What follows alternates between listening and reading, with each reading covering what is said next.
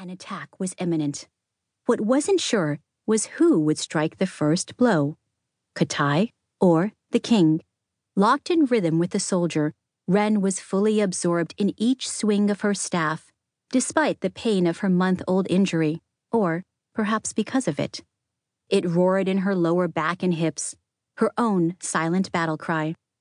The sensation was deep, more a weight than anything, as though her sacrum were made of steel instead of bone. Pain wasn't new to Wren.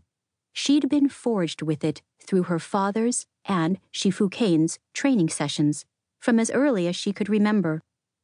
And though she was healed each time afterward quickly enough, magic didn't erase memories, and the memories associated with this pain were infinitely worse than the pain itself.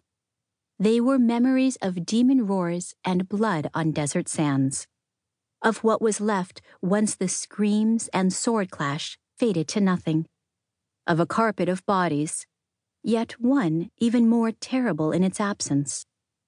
Lei. Her name was the echo to Wren's every heartbeat. It was both bright and dark, both wonderful and unbearable, both Wren's strength and her deepest agony.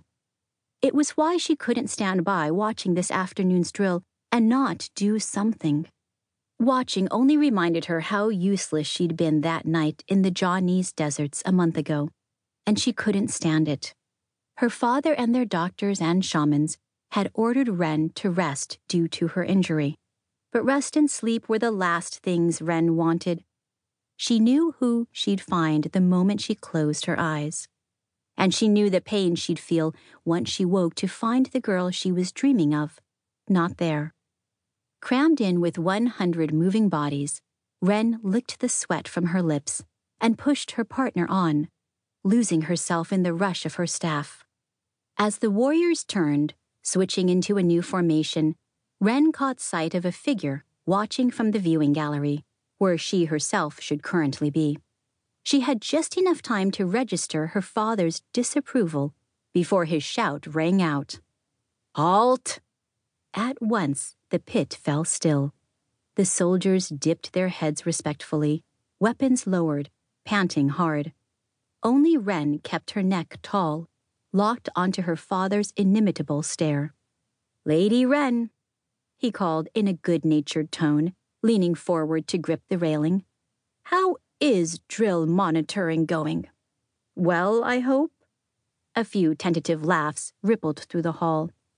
Wren swiped a rolled sleeve across her brow. She forced her expression to remain impassive, though now she'd stopped moving, her injury was screaming more fiercely than ever, exhaustion rattling her bones. "Your warriors are so well trained my guidance is hardly needed, father," she replied. "I thought I may as well get a little practice in myself." Katai gave a generous laugh. "A good idea, daughter. Might I join?" He launched himself over the balcony without waiting for a reply. Then, tucking the hem of his long Chengpao shirt into the waistband of his trousers, he strode forward through the sea of parting soldiers. Wren's sparring partner waited until Katai reached them near the center of the pit before offering her training bow to him with a bow. "Thank you, Amrati," he demurred, turning a twinkling smile upon her. Wren had to hand it to him. No one could fault the way her father made his clan members feel seen. While the Demon King ruled with fear and intimidation, Katai Hano commanded with grace, charisma, and a warm, true affection that sometimes felt just like love. Wren held her father's gaze as they moved into position.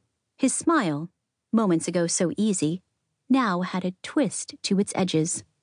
Ever since her broken group arrived back, he'd been tenser, anger and disappointment running under his calm, friendly surface.